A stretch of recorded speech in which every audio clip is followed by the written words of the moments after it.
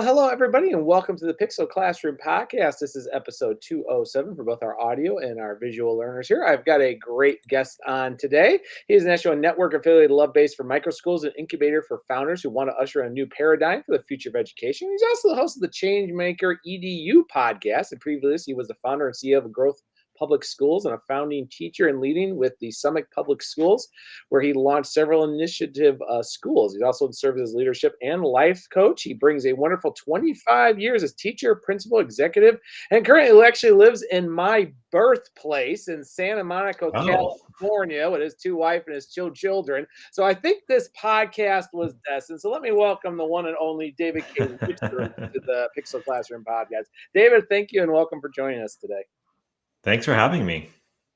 So, I gave you a nice little introduction and everything. So, David, what was your journey? What led you to the education, later being an administrator, and of course, what later led on to the pieces for the Changemaker EDU creation? Yeah, well, I always describe myself as a banker turned educator turned entrepreneur. So I was working in the corporate banking world, 2 blocks from the White House in Washington, D.C., and I turned 30 years old and I said, this is not for me. It's supposed to be, it's supposed to That's be. interesting how that worked. I turned 30 and said myself, like, I'm tired of working in hospitality and food care, even though There you go. I said, they're like, why don't you go and use your tech? I'm like, okay, but where? And they said, why don't you go and teach? And I said, no, that's not a bad idea.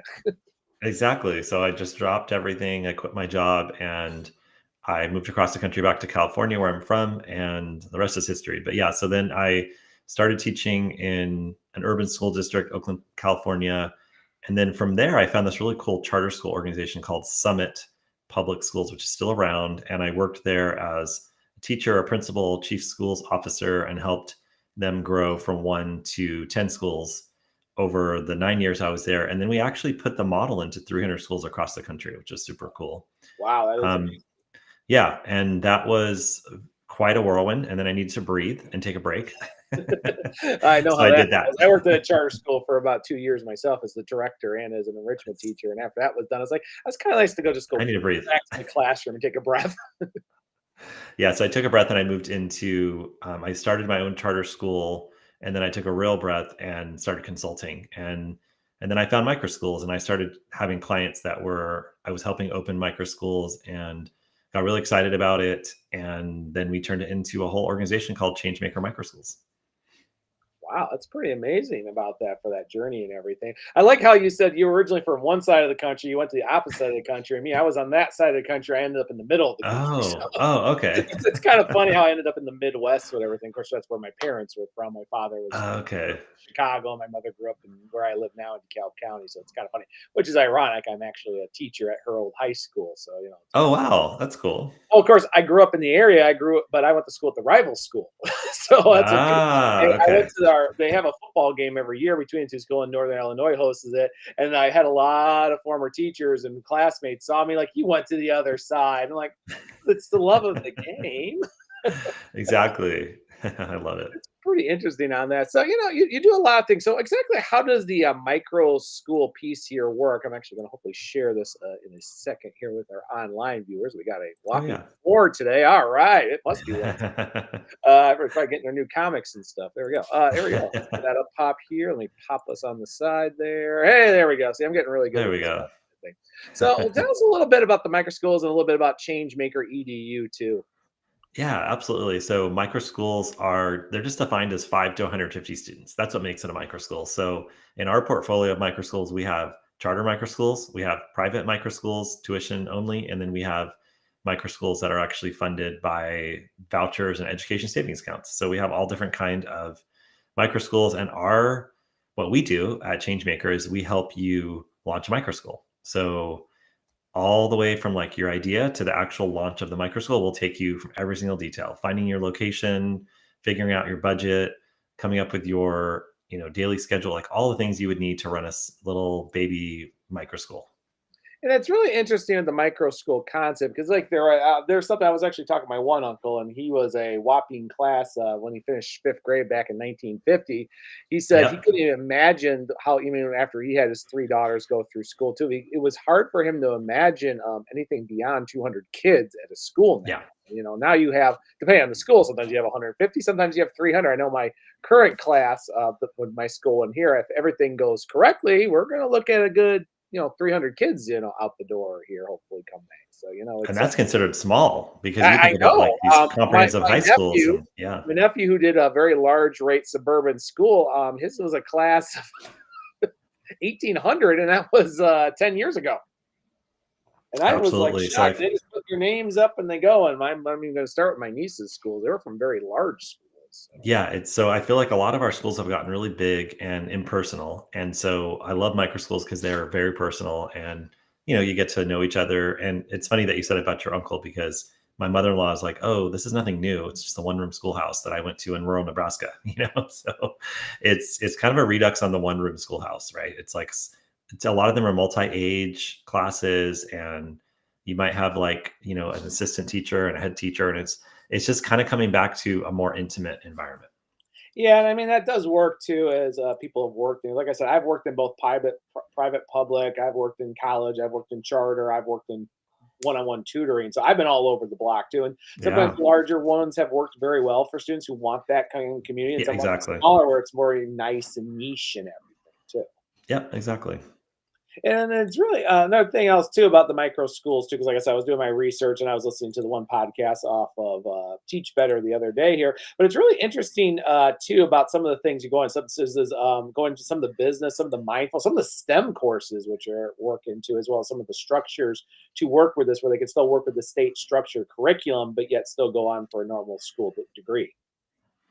Yeah, exactly. And so we provide you with, like I see on there, it's talking about the comprehensive business and operational support. So, a lot of educators, no fault of our own, we don't really know a lot of stuff about the kind of business and operation structures. Like how do you form an entity and how do you get insurance and how do you negotiate a lease for your location and how do you deal with, hiring a teacher? There's just so many things that why would you know if you've been a teacher? Why would you know any of that? So Yeah. we let you just do what you're good at, and we take care of the rest and help you with that. Yeah, which does work because, like I said, even when and then I've served on interviews myself, boards and everything else, and there's quite a structure, but there's a difference between we're wondering if you're the correct fit for the subject, the students, and the school versus all that other stuff between insurance, between location, between reasons, and of course, and everything just very similar to anything Mhm. else too about the ways in the business structure. I know many things too, but as I've gone on, especially with my own students, like I don't know it all, guys. As I said, there's a reason why there's three of us and career teachers, and not why there's a department of Right. 12 of us. Like I can cook, but I can't make jambalaya the way my stepfather, a retired chef, does versus the Right, teacher next right. door who will cook some, will give you the ingredients and cook something, or Tisha Richmond doing her culinary ours versus like, yeah, I can sew, I can use a Cricut, but you want me to do the fine details of design and blueprinting? I'm sorry, you're gonna have to go down, down the hall Right. for that person because they are the expert in that. I'm like, I have my niches and I have a lot of experience, but I can't do it all because there's just some things I don't know. And there's just some things I don't have, unfortunately, the privilege, not the wanting to not do it, but just do not have Right. access to knowing that kind of stuff. Yeah, exactly. And a lot of educators don't really want to know all of it. They kind of just they want to do what they love to do, which is working with kids. And so that's what we allow you to do is work with the kids and do your magic in a smaller learning environment. And we help you with all that other stuff that you don't really need to learn or really want to learn. Some people do, but most people don't. Right. So, and moving on to that and everything, since we got really about the micro schools here. So, you've had your ongoing podcast for a little bit too. I mean, it's hard to believe Yeah. I'm in season 7. Oh, This is wow. episode 207. My That's old amazing. podcast never made it this far. I'm very surprised, and I'm not slowing down though. I've definitely gone. It last year was a very difficult year for me for various reasons. Mm. But it's continued thing. But for you, what really led to you starting the podcast? I know people say, "Oh, what led you to start podcast?" Who doesn't have a podcast this day? Whether you're a teacher, I the know, person right? down the street. I knew a guy where he did a podcast on his summer gardening. He does a season. It's a great little miniature podcast. But I'm like, he's got Yes. 600 people that listen to it, and it's actually really interesting to listen to. And there's less Yes. people. Yes. But what led to this podcast, especially because I mean, you have very things. You're very like me. You like to try to do various subjects that still fall under, Yeah. but kind of try to expand out in something normally you wouldn't hear it. Yeah, well, it really started with I was just trying to think, if we wanted to create change in the education system, maybe I'll start a podcast and I'll start talking to people that are doing interesting things. And that's actually what led me to the micro schools, to this actual organization. Was I started interviewing, how the podcast goes, you meet really Oh cool people. So I started interviewing really cool people that were running micro schools, or people that had, different, like the director of the National Microschooling Center. And I started learning all these cool things. So it was really about, if you want to create change in education, this is where you can come and listen to Changemaker EDU. And then I was like, let's just try it. Let's just go out here. I love conversations. I love sitting and doing this. So I'm like, this is what I love to do. Why wouldn't I just record it and let other people listen in, and maybe they'll learn something?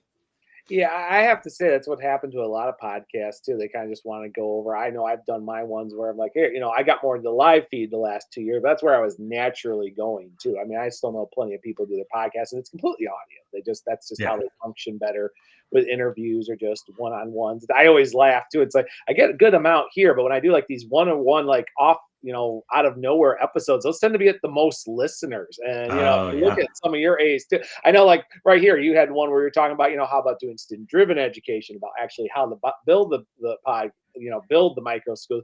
But isn't Yeah. it kind of interesting, like like life show you the way, or even, and what I'm just reading from this for people who are Yeah. on audio listening to this in a week and everything, but also some of the other things too, like where you talked about, using the FAY model to build leadership. And I've heard about the FAY model for forever. It's just like it's Hmm. very interesting. You applied yours to Microsoft, I mean, not Microsoft, micro school leadership, Oh, yeah. and then Yeah. also how you reimagined it for non-traditional words. Like, do you find it interesting how people tend to go for those episodes? Of like, oh, here's where I'm really talking about what I'm doing, and you go into this way, and also like, wow, a lot of people want to hear more episodes like that.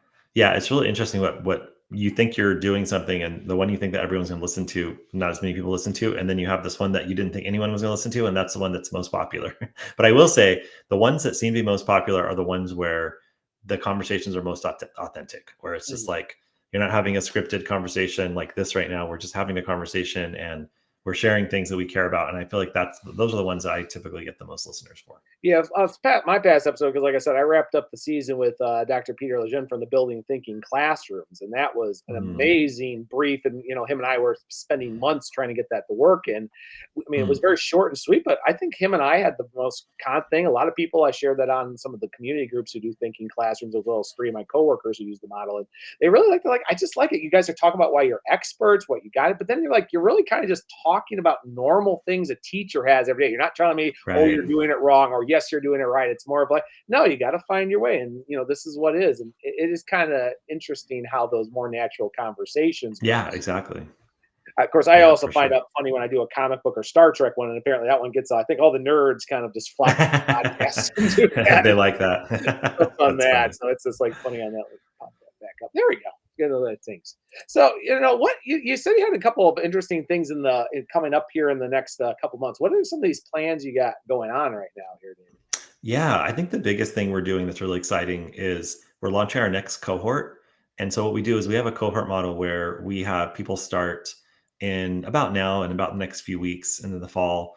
And basically we give you a whole year, and we do all the training, and then we do, like, webinars and different things like that you can find on the website. But basically we have our main program is this cohort to help you launch a micro school. And we're actively searching right now for people that are really interested in that, because what we do is we take the dream that you have, like, what is that you want to do? Like, if you could build your own school, what Mm, would it look like? And then we start there, and we just say, okay, well, let's help you build that dream school. So you're like, well, I really want to serve kids that need this, and I've always wanted to do a school that looks like that. And we're like, great, let's make it happen. Let's leverage this micro schools movement. This, like, really, it's kind of trending, it's popular now, everyone wants to talk to me and ask me questions about it. And so let's help you, because our belief is that, like, the people on the ground that really know the kids the best, that are working with the kids, like the teachers, the parents, anyone who's working with the kids, not the person up in the, state house with making the policy, but the person actually working with the kids, they really know what's best for the kids. So let's empower them to create the best version of school. and I think that's a good way. I mean, we need our rules and policy, but at the same time, it's who's working. Yeah. With Not always what works the best. Like right now, too, it's like my little thing here. Going back to high school after working in a middle school.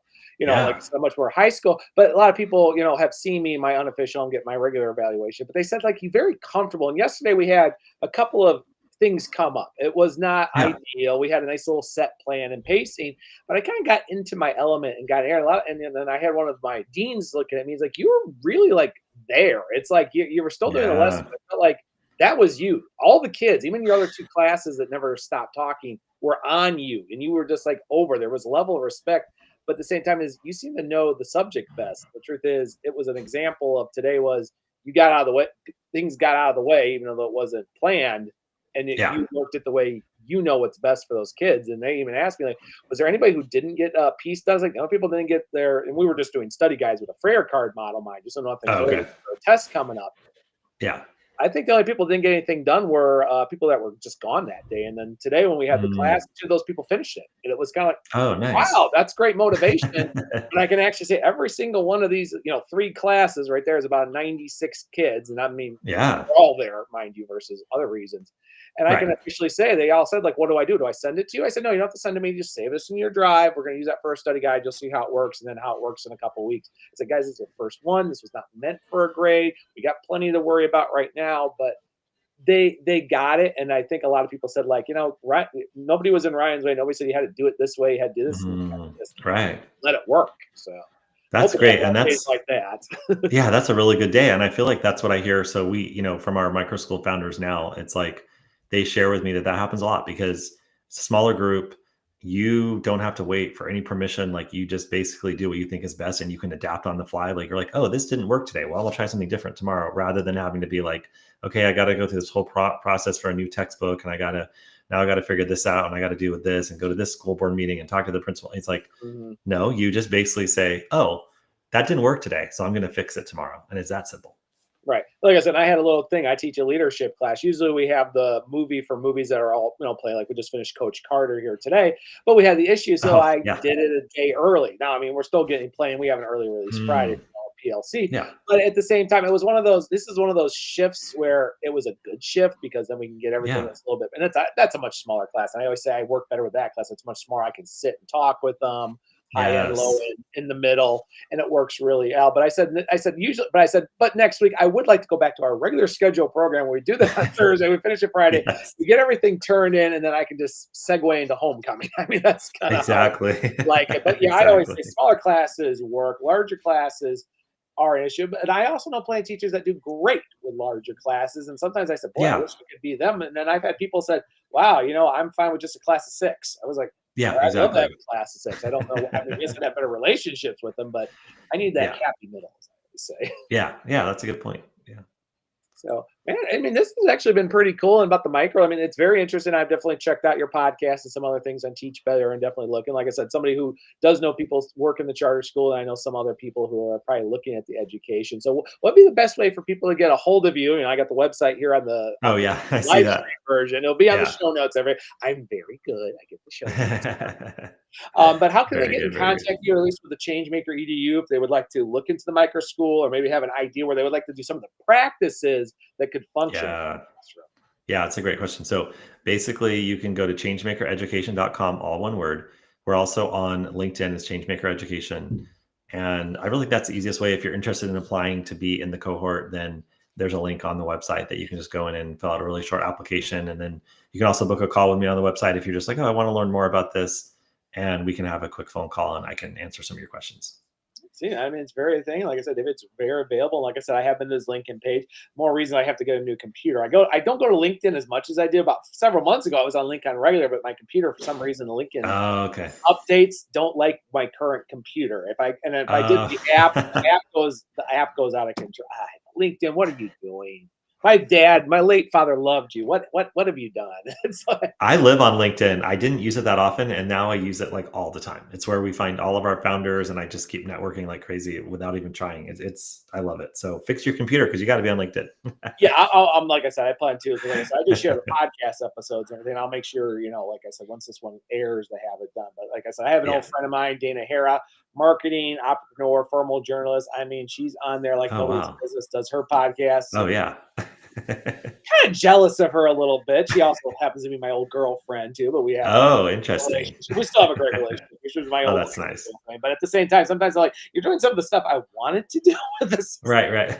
I've had her speak actually for my classes. I mean, people find her very Oh, motivating that's nice. for marketing stuff. LinkedIn is a wonderful little place. I mean, like I said, it's changed and everything else too. But yeah, I mean, it's like I said, I'm hoping to keep continuing there. My social medias have kind of funneled down to specific things where I use my Blue Sky for a lot of my EDU stuff, Right. Instagram or messages and promo. I pretty much run Instagram or Threads. Facebook is just for family for me. Seriously, it's just for family or maybe. Yeah. I'm Yeah. not on there like I used to either. And then that's about that's about it. I use my LinkedIn for my professional stuff and my share stuff for that. So Yeah, that's that makes sense. Yeah. it works on there for social media. Well, this has been really good. Thank you so much for this all working out. I know we were trying for a couple weeks, and sadly, I got sick too, and school year. Oh, yeah. I'm glad we worked it out. Yeah. It was great to be here. Thank you for having me. Oh, thank you for having us. And everybody else, if you like to, like I said, check out, if you're in the audio, check out the show notes. Those who have joined us for the live stream, which are, I can tell you're getting ready to leave because apparently we're wrapping this up. They're like, oh, we're out of here. We're going back to dinner. But definitely check out changemakereducation.com as well as the Changemaker EDU podcast, which is also on David's sites. And on that note, everybody, we'll see everybody later. Thank you for joining us.